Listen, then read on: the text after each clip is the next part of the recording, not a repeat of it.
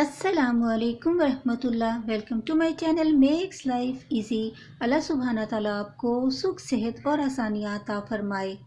सर्दियों के मौसम में शकरकंदी मार्केट में मिलने वाली एक आम सब्ज़ी है और काफ़ी सस्ती भी होती है। बाज़ अफराद मार्केट में शकरकंदी को तो देखते हैं मगर वो इसका मुनासिब इस्तेमाल नहीं जानते। अगर आप भी इन्हीं में से एक हैं तो मेरे चैनल को ज्वाइन कर लें। यहाँ आपको शकरकंदी से मुतलिक मालूमात के अलावा मुख्तलिफ रेसिपीज़ भी मिलेंगी जो आपने कभी कहीं देखी, सुनी या चखी ना होंगी, जो जायके में लाजवाब और देखते ही खाने को मन चाहे। सच में ऐसी रेसिपीज़ हैं जिनके मुतालिक कहा जाए कि मज़ा ना आए तो पैसे वापिस। आज मैं इन्हीं में से एक और मज़ेदार रेसिपी आपके लिए लाई हूँ। आज मैं शकरकंदी के पकोड़े बनाने जा रही हूँ, जिसके लिए मैंने शकरकंदी को अच्छी तरह से धोकर इस पे लगी डस्ट को उतार लिया है। अब मैं शकरकंदी को अच्छी तरह से छील लूँगी। जब इसका सारा छिलका उतर जाएगा और ये साफ़ हो जाएगी तो मैं इसे दरमियान से काट कर दो हिस्सों में कटिंग कर लूँगी। फिर इन दो हिस्सों में से एक टुकड़े को लेकर इनके दरमियान से काट लूँगी और एक साइड पर कट लगाते हुए मैं इन्हें लंबाई के रुख में कटिंग करना शुरू करूँगी। इस तरह से मैं सारी शकरकंदी की कटिंग कर लूँगी।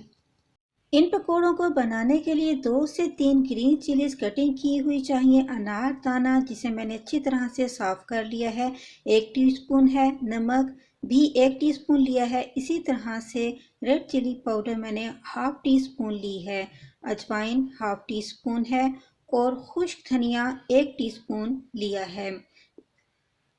सारी शकरकंदी को मैंने अच्छी तरह से कटिंग कर लिया है। अब मैं इसमें 1 कप बेसन का शामिल कर दूंगी और साथ ही इन तमाम स्पाइसेस को भी इसमें डाल दूंगी। इसे एक बार चम्मच की मदद से अच्छी तरह से मिक्स कर लेंगे। मिक्स करने के बाद इसमें हम थोड़ा थोड़ा पानी डालकर मिक्स करते जाएंगे। हम एक वक्त में ज़्यादा पानी नहीं डालेंगे। अच्छी तरह से मिक्स करने के बाद हम इसे 15 से 20 मिनट के लिए ढक कर रख देंगे। शकरकंदी जब अपना पानी रिलीज़ कर देगी तो फिर हम चेक करेंगे। अगर हमें मज़ीद पानी की ज़रूरत हुई तो और पानी शामिल कर लेंगे। शकरकंदी के पकोड़े बनाने के लिए हमारा बैटर अब बिल्कुल परफेक्ट है। अब हम इसके पकोड़े बनाना शुरू करते हैं। एक कढ़ाई में मैंने घी गर्म होने के लिए रख दिया है। जैसे ही घी गर्म होगा हम पकोड़े बनाना शुरू कर देंगे। घी को चेक करने के लिए कि गर्म हो चुका है, हम इसमें एक पकोड़ा डालकर देखते हैं। जी, तो पकोड़ा फ़ौरन ही ऊपर आ गया है। घी अच्छे से गर्म हो चुका है। अब हम पकोड़े बनाना शुरू करते हैं।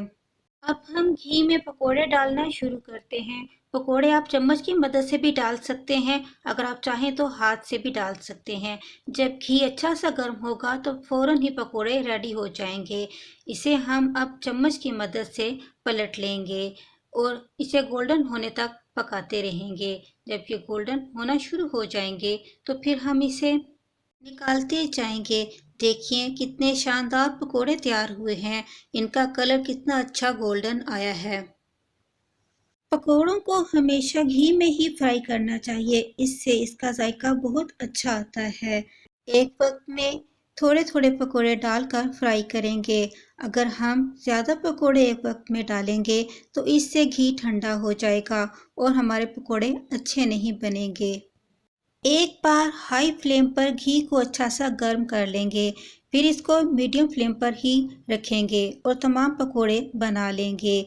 अगर हम हाई फ्लेम पर पकोड़े को फ्राई करेंगे तो सारे पकोड़े जल जाएंगे और अंदर से कच्चे रह जाएंगे। और इसी तरह से अगर हम लो फ्लेम पर पकोड़े बनाने की कोशिश करेंगे तो सारा घी पकोड़ों के अंदर जज्ब हो जाएगा।